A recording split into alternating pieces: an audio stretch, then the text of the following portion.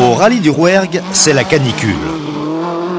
Il fait une chaleur torride dans les autos et Chatriot n'échappe pas à cet inconvénient. Pas plus que Saby d'ailleurs.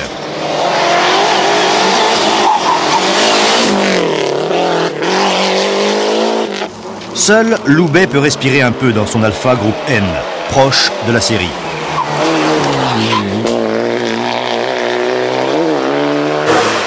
Quelques angoisses pour Baroni avec son turbo et son nouvel échappement trop assourdissant. Chez Saby, on est serein. Légèrement distancé par Saby en début d'épreuve, Chatriot mouille la combinaison et aligne des chronos époustouflants.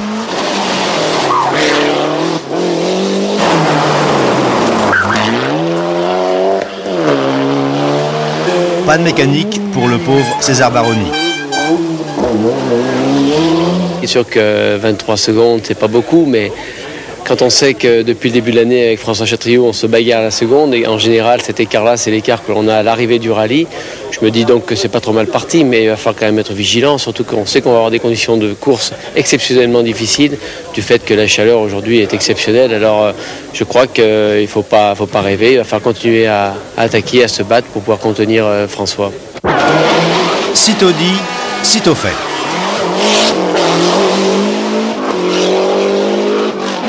Mais Chatriot, maintenant en tête, n'entend pas laisser la victoire lui échapper. Quel dommage que la marche de Delecourt s'arrête, piston crevé. La belle Christine Triano en action. Ragnotti, fidèle à lui-même.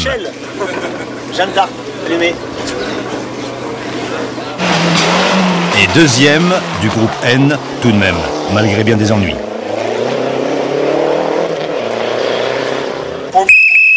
Polo avait dominé dans sa catégorie. À 2 spéciales de la fin, il devait abandonner, moteur serré.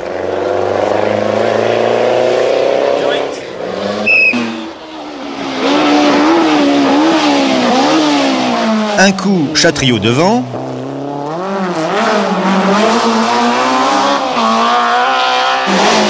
Un coup, Saby.